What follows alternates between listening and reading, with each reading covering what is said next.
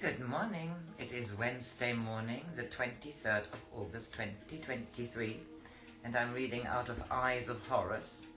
It is a book by Joan Marshal Grants, who lived from 1907 to 1989, and she was a writer of her far memories. This book plays in Egypt 3,500 years ago, and in this life she was Ra'ab. I always have to read that. Son of a priestess of Ra and heir to the nomarch of the Oryx. And he realizes how corrupt Egypt is when he grows up a little bit. He is now 13, and I was describing the Blue Death, which was threatening the Oryx, the place where Ra'ab lives. And I read halfway through it, and then my battery went empty. So there was a new order put out for all inhabitants of the Oryx. I had been anxious as to what father would think of our plan, or if he would be angry that we had carried it out without first consulting him. Kias didn't let this worry her. She only laughed and said he would be glad his children were not afraid of accepting authority. Still, I was relieved when Sebek came to see us on his way to the town where he was commanding, to say that our plan had received commendation from both father and Rodin. Sebek added, I wanted to tell them that Kias had thought of it all, but as she had made me promise not to, I told them Ra'ab had conceived the idea and developed it in collaboration with myself and the other captains. Did he mind my being here with Ra'ab? Asked Kias. He said at first that you were too young and that Ra'ab ought not to have taken you with him. But I think he was proud you had gone without his permission. Anyway, he didn't tell me to send you back. I saw Nefer Ankh on my way here. He is keeping 2 of the healer priests with him and sending the others to the principal towns. One of them should reach you either tonight or tomorrow morning. Did Nefer Ankh send any other message? He said that the bodies of any who die of the pestilence should be burned, because when Set had poisoned the flesh, it must be cleansed with fire before burial. Kias turned to me. We ought to have thought of that. We must have wood collected at once. It had better be outside the town, but not too far from here, because if the pestilence gathers force, there will be more for the pyre from his house than from any other. Sebek only stayed long enough to find some food with us, as he was in a hurry to get on to his own town. We told him everything we had done, and he said he could think of nothing we had forgotten. I noticed his manner towards me had changed, and I wondered if it was because of our conversation in the marsh. Whatever the reason, he seemed to have forgotten his superior rank and treated me as though we had equal authority. To Kias he spoke with deference, and as each point came under discussion he waited for her opinion before stating his own, and only differed from her when he had some special knowledge not available to her. There were only 2 wells in the town, and it had been easy to find suitable women to guard it. Some of the townspeople were puzzled at not being allowed nearer than 20 paces, but they set down their water jars obediently and waited for them to be filled. The healer priest arrived the evening that Sebek left. His name was Pata Aru, and though young, he was fully initiated. He helped us to make everything ready, and after the first 3 days there was little for Kias and me to do, except visit the wells twice a day to see that our orders were carried out. For 7 days nothing occurred to break the monotony of heat. I had been with Kias to the east well, and we were returning through the field on the edge of our town when I saw a woman carrying a child coming along the path towards us. She was young and wore a blue tunic that left her right shoulder bare. I noticed the child was wrapped in a cloak as though it were the cold weather. Kias caught me by the arm. Look, Ra'ab, she's so tired she can hardly walk. We must help her. I ran towards the woman with Kias beside me. The woman stood still and watched us coming. She swayed as though she were going to fall, and I put my arm around her shoulders to support her, saying to Kias, take the child or she'll drop it. But the woman held the child closer and said in a hard, unnatural voice, don't uncover him. I don't want you to see him. If you want to help me, show me the way to the house where they are fighting Set. I demand the protection of the oryx for my son. I denied Set because they told me to. Now they must protect my son. They said Ra was stronger than Set. Now they must prove it. If my son dies, I shall know the new religion is no better than the old. She was talking to herself more than to us. I don't think that after the first few words she even realized we were beside her. Kia spoke to her, pronouncing each word slowly and distinctly, as though she were talking to one who was deaf.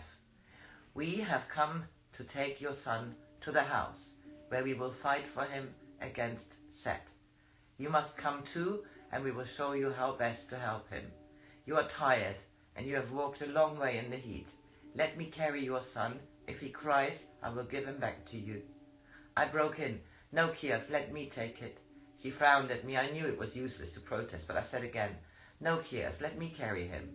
The woman was staring at Kias, and her eyes had lost a little of their dull despair. You look kind, she said slowly. You're not tired as I am. He will be safer with you. But I will come too. I won't let him out of my sight. You won't try to keep me away from him? No, of course not. We'll only try to show you how best to help him. The woman nodded several times as though trying to convince herself. Yes, he will be better with you. He cried all night and I could not comfort him or quench his fever. When I saw the blood and the mark of Set's finger, I knew I could not fight alone against Set. She held out the child, still hidden in the heavy cloak, to Kias. Take him. In a flat voice without emotion, she went on. If you try to keep him away from me, I shall kill you. Then her voice rose. You don't believe me? I'll show you the knife. It's very sharp. It was my husband's. The knife was the kind used to cut hides, the blade slightly curved and polished to a keen edge. She held it on her palm and stroked it with the forefinger of the other hand. This knife and my son are the two things I love. The knife brings death. Death, if anything, should take him from me. Kia seemed indifferent to what the woman was saying. She drew back a corner of the cloak. The face of the sick child was shiny with sweat, so I knew it was not already dead. Kia settled it more comfortably in her arms and then walked swiftly down the path ahead of us. The child lived 3 days.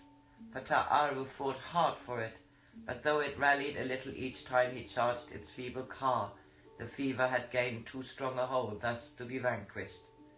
The first night and day the mother would not leave it, and even then, though she was so exhausted, she was almost blind with sleep. She would not rest until Kias had promised not to leave the child until she returned. Kias had told me to let the woman sleep in her room and whispered that she would be given the poppy drink that brings deep sleep. Kias would not rest until I told her that this child might be only the first of many for whom she must guard her strength, and she made me promise to call her if she showed any change while I watched by him. The little boy's skin felt cold in spite of the oppressive heat. Sometimes his eyes were open and then there was a bright terror of an injured bird, yet they did not seem to see me either as a source of fear or as a friend. I asked if he wanted his mother, but he kept on saying Dudi, Dudi, Dudi. I thought Dudi must be the name of a toy, so I twisted some rags into the rough shape of a doll, and this seemed to comfort him. I tried to give him some milk, but even a few drops brought on the black vomit, and it was the same after a sip of wine or water. The sickness left him so exhausted I could do nothing to answer his cry of thirsty, thirsty. Each time I replaced the soiled cloths with fresh ones, I saw the livid marks were spreading over his body. They were a deeper blue and almost seemed as though pitted into the flesh. One of the soldiers shared my watch, taking away the cloths, sodden with blood and filth, to burn them. On the second day the child was less restless, and I saw his mother believed he would get well. He was drowsy and seemed content to lie in her arms. When we tried to feed him with milk, he turned his head away and it sipped out of the side of his mouth, for he was too weak to swallow. The mother wanted to be alone with him, so Kias and I left her for a little while, telling her to call if she needed us. We think we all believed we were winning this battle against Set, for it was the first time we had seen the pestilence. Twice Kias went into the room and the woman whispered the child was sleeping quietly. Suddenly we heard a scream so inhuman that for a moment we thought it must be an animal. We rushed towards the sound. A crazed woman was standing by the bedplace. on which lay the grotesque body of a child that had died and grown rigid, while she thought it slept. She had been holding it close to her, and in death it was curved to the cradle of her arms. 27 people in our town became victims of the Blue Death, and of these 19 came under the care of Kios and me. 11 were healed by Pataru before the blue mark showed on the skin, and though the pestilence followed the same course as it had with the child, the onslaught was never so terrible.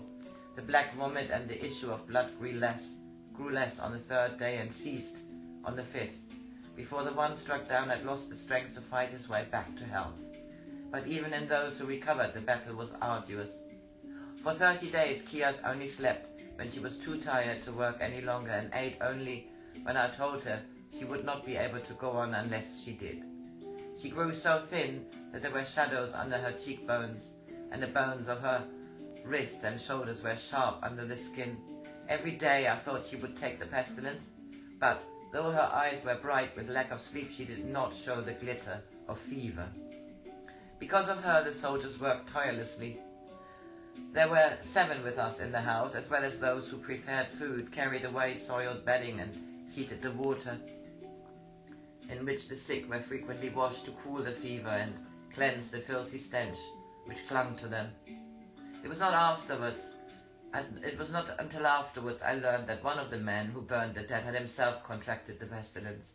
Rather than add himself to the burden of the sick, he crept away after having sworn a comrade to secrecy to an empty hut on the outskirts of the town.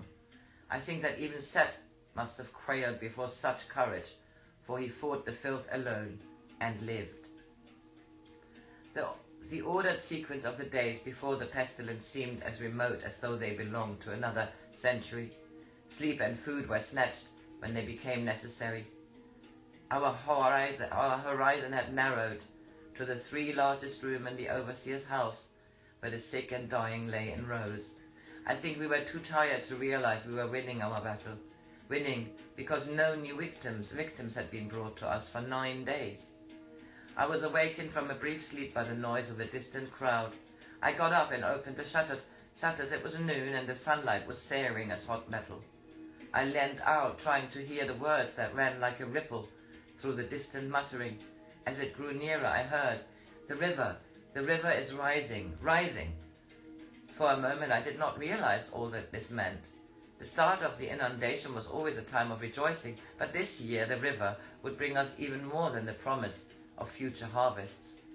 Set had no power over the new river, only over stagnant waters which had lost the power of their own vitality. It would wash the earth free of the pestilence, as we had tried to wash clean the bodies of the afflicted. The river is rising, a cubit since dawn, and mounting as we watch. Already the air seemed to have gained freshness from the new water.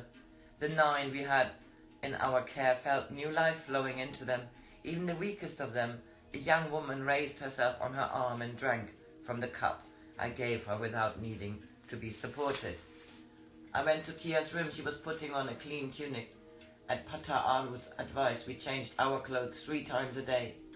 We've won, Kias. The pestilence is losing its strength, and now the inundation will drive it out of the Oryx, out of all of Egypt. She didn't answer, and I thought she didn't understand. The river is rising. They say it's risen more than a cubit since dawn.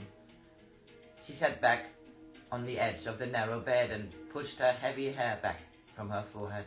Her lips were pale, and there was sweat on her forehead and in the hollow of her upper lip. I'm sorry I'm stupid today, Rab. It's the heat. It seems to press down on me. There's anger in the air. I think there's going to be a storm. Have you been sick? I tried to make my voice sound casual while I sent out a desperate call. Don't let Kios take it. Don't let her. Not now when she's done so much. She knew what I was thinking. No, Rab, it's not that. I know I'm not going to get it. At the beginning I wasn't sure. When the smell made me sick, did you know I was sick? I nodded, and she went on. I thought that was the beginning of it, but now I know I'm not going to get it, so I don't have to pretend to be brave. Were you frightened too? Yes, very. At least I was when I had time to think about it. Usually I was too tired or too busy to think. Yes, I know, she said. You thought I was brave because I wanted to go on without resting. That wasn't brave. It was only because I was frightened of having time to think. Sometimes I thought I saw the blue spots on myself, and sometimes on you. I don't know which was the worst. Then I tried to dream about it, and so I dreaded going to sleep. Even antelopes couldn't help me. Yes, I know what you mean. I had dreams too. The worst one was when we both had it, and we were on the opposite side of a long room. We were the only people there, and we were both terribly thirsty and crying out for water. We were each too weak to crawl to the other, yet neither of us was sure why the other didn't come. I remember that too. There was a jar of water in the middle of the room, too far for either of us to reach. I put my hands on her shoulders and shook her gently. Don't think about that, Kias. Not yet. We're too near it. It's a good thing we dare speak about it, because that shows we're not frightened any longer. You daren't admit to being frightened when you really are. She laughed a little shakily. Dear Rab, I'm a fool. I thought that if I was ever sure of not getting the Blue Death, I should never worry about anything again. But now that I am sure, though I don't know why I am, I deliberately try to frighten myself with the memory of a nightmare. So that was the end of this chapter. The next one is entitled Flood Water. I think this was chapter 6, and I'm wishing all a lovely Wednesday.